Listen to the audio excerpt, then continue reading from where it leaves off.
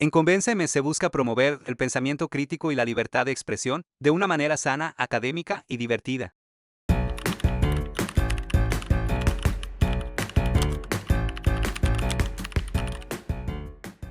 Hola, soy Santiago Basabe, profesor del Colegio de Ciencias Sociales y Humanidades, y mi idea es que fue ilegítima la incursión en la Embajada de México por parte del Ecuador. Y tu idea es que trates de convencerme de que no fue así.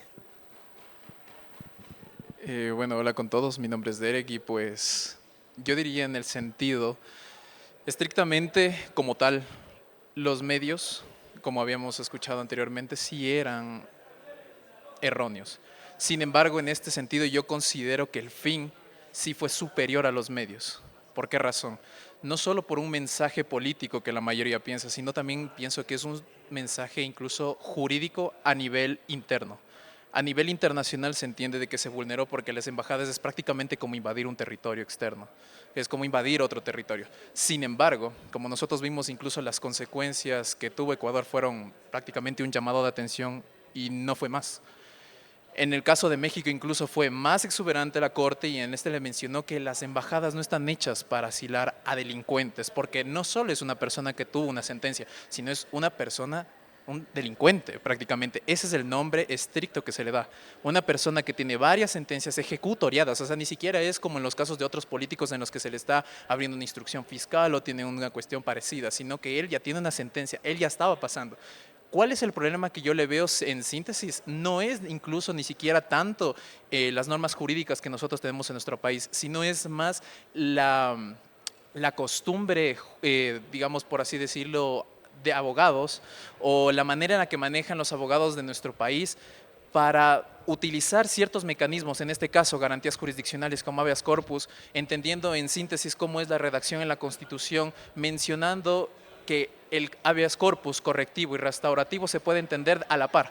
Entonces también es cuestión y problema de jueces como de abogados que incurren en estas cuestiones y que luego utilizan estos mecanismos, porque ya tenemos antecedentes, igual con Julian Assange y todas estas cuestiones, en las que se hubo igual un mecanismo de esa manera. Ahora, una de las soluciones que planteaban era rodear la embajada y esperar a que salga, pero igual vulnerar y entrar a uno de los vehículos de las embajadas de México es exactamente, tiene las mismas penas. Ahora, yo considero que en este caso, sinceramente caso, sobre todo que tiene quórum a nivel nacional, de Corte Nacional de Justicia, una persona que ya fue enjuiciada políticamente, el fin de que se haya escapado y se haya refugiado en una embajada y que la Embajada de México y el gobierno de México haya respaldado este acto, a mí me parece total, igual ya fue un acto que se va en contra de las relaciones que teníamos nosotros con México. Entonces, en esa síntesis, yo considero de que ese fue el llamado, el mensaje que nos da México y esa fue la actuación que tuvo que hacer Ecuador porque no le veo otra solución. O sea, yo estoy de acuerdo en que hay una dimensión de la política real, digamos, de la política pública nacional específicamente, que era muy particular en el momento de la detención, de la incursión a la embajada. Es cierto, y era difícil para el presidente en ese momento decidir qué hacer por todas las consecuencias o efectos colaterales que podía tener hacerlo o dejar de hacerlo. Efectivamente es así. Pero el punto es que hay normas que están por encima de lo local, que tienen que ver con esta cuestión supranacional, el Convenio de Viena fundamentalmente, que dan cuenta de que una embajada es inviolable y no hay restricciones al respecto.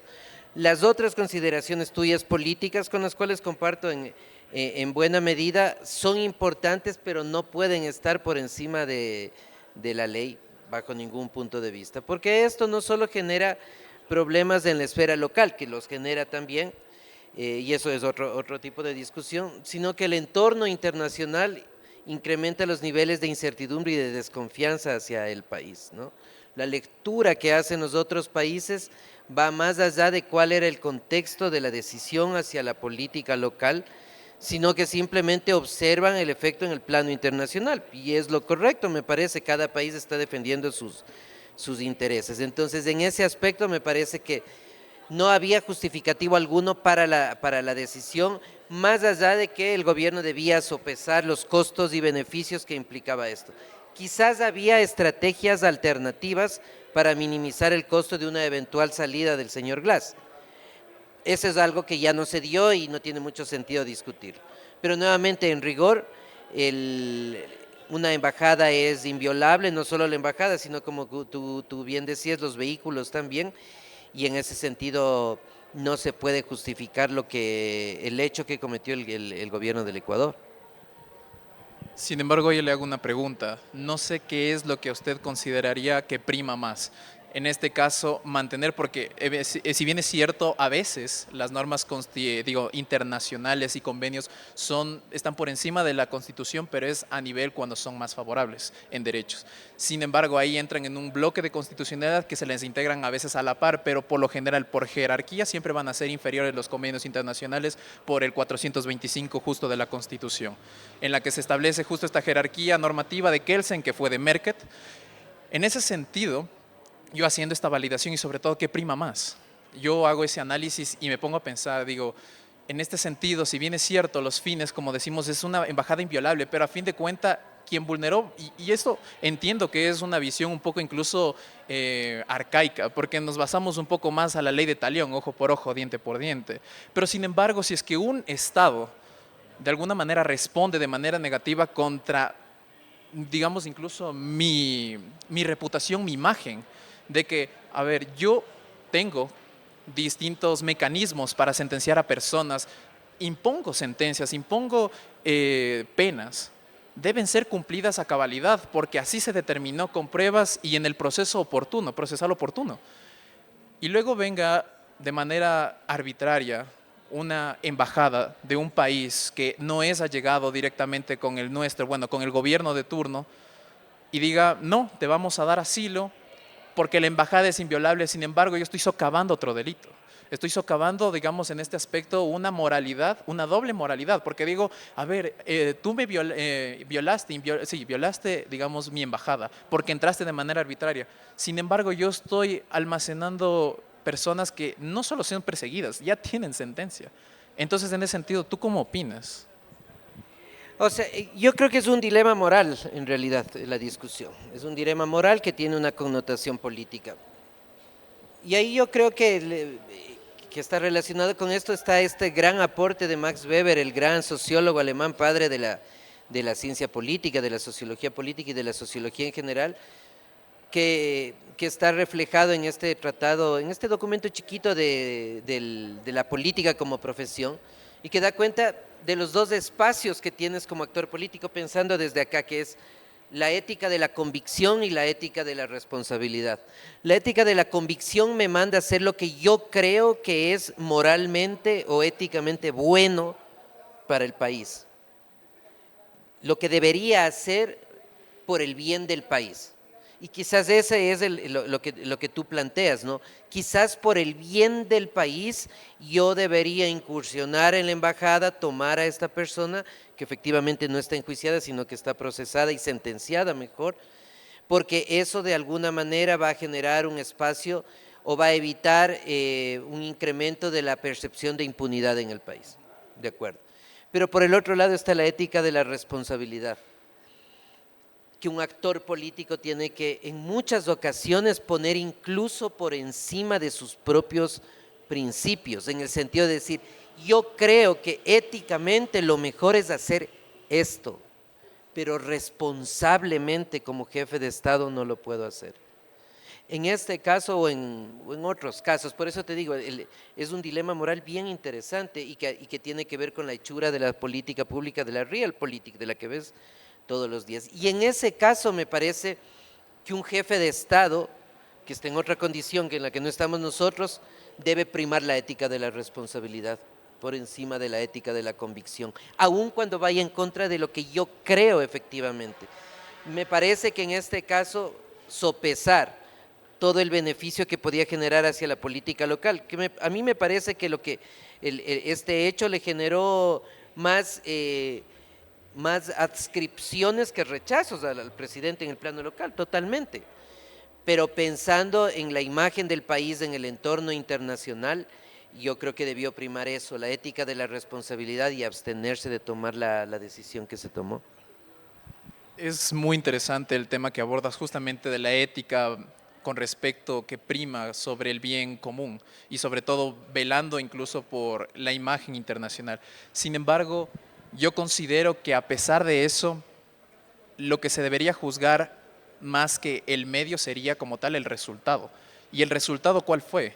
El resultado primero es que no se dejó, digamos, que una persona se burlara del sistema jurídico y el sistema procesal del Ecuador. Y segundo, nosotros vimos un apoyo prácticamente o incluso pronunciamientos de manera así negativa pero positiva, pero no se cortó relaciones con ningún otro estado más que con los allegados a México, que sería netamente obviamente México y en estas cuestiones por diversas razones Venezuela también. Entonces, en ese sentido, a fin de cuentas entiendo y considero bastante lo que significa la ética y la moral al respecto de tomar decisiones. Sin embargo, a veces lo que yo primo, y es literal la mente objetiva, siempre piensa en más en el resultado. Y el resultado fue que no recibimos consecuencias. Es más, tuvieron un llamado de atención la Embajada de México al decir que las embajadas no se deben utilizar de esa manera y los estados, sobre todo que son allegados a nuestra ideología y con respecto a esta decisión, de alguna manera va a sonar un poco mal, pero son los estados que más importan, porque son, digamos, en sentido, si bien es cierto, Estados Unidos de alguna manera siempre trata de ponerse neutral, porque no le gusta involucrarse de manera directa en estos conflictos. Sin embargo, vemos un apoyo radical, no solo al país, sino al gobierno de turno que tomó esa decisión, con el presidente de turno que entiende correctamente todas estas implicaciones a nivel internacional. El gremio europeo de la misma manera. Nosotros diríamos que a nivel de ética, y eso había escuchado en un argumento que me pareció muy bueno, es qué seguridad le estamos dando a las otras embajadas, a los otros países dándoles esta imagen. Sin embargo, vemos que como tal el resultado no solo riesgo país baja, sino que también por la elección obviamente del presidente electo en este momento, Daniel Noboa, que fue el que tomó esa decisión.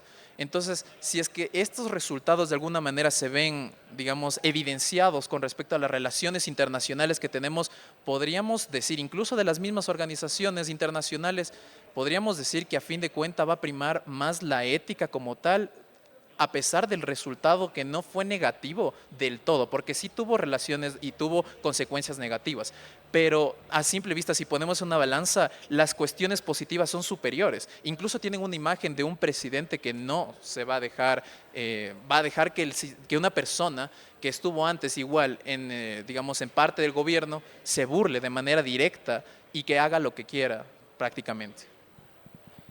O sea, es el gran dilema del tomador de decisiones públicas, ¿no? Y de las personas en general, los costos y beneficios. ¿Qué me genera un costo? ¿A qué beneficio? Y efectivamente, en el contexto internacional no ha existido una ruptura de relaciones diplomáticas de parte de otros países, más allá del caso mexicano. Pero esa no es la única forma de expresarse del sistema internacional. Quizás romper relaciones diplomáticas es la parte más álgida de un proceso. Y antes hay muchos otros que implican un temor, un resquemor, quizás no temor, quizás una falta de confianza hacia el entorno internacional, desde el entorno internacional hacia el caso ecuatoriano, y me parece que eso está presente ahora. En el ambiente diplomático de la fina diplomacia, hay malestar con el país, hay la necesidad de una reivindicación del país, que esto pudo ser posible eventualmente hasta hace pocos días. El presidente Noboa había planteado que dentro de su agenda de política internacional estaba la posibilidad de iniciar conversaciones con México. Sheinbaum, la presidenta mexicana, ha sido muy abierta y expresa en decir que no lo va a hacer mientras Noboa sea presidente, y eso cierra las puertas, afortunadamente en una posición un poco más beneficiosa para el presidente, me parece, pero en lo de fondo yo creo que si bien nuevamente no ha existido una ruptura de relaciones, que es un caso extremo, pero creo que el ambiente internacional es muy tenso, y esto se puede ver reflejado en un hecho político específico que fue el año pasado, la cumbre presidencial en Cuenca, donde desafortunadamente ningún presidente asistió. Existían otros eventos que se daban en diferentes lugares del mundo y se dice que el problema fue la agenda y que eso impidió la presencia, pero que no haya venido ningún presidente también puede ser leído como este malestar o esta zozobra que se está generando en función de este hecho. Un gusto, Santiago. Soy José Ramón, estudio Derecho, estoy en cuarto semestre y comparto ciertos puntos contigo, la verdad. Sin embargo, yo quiero que mediante tu experiencia me puedas explicar cómo hubieses tomado otra resolución.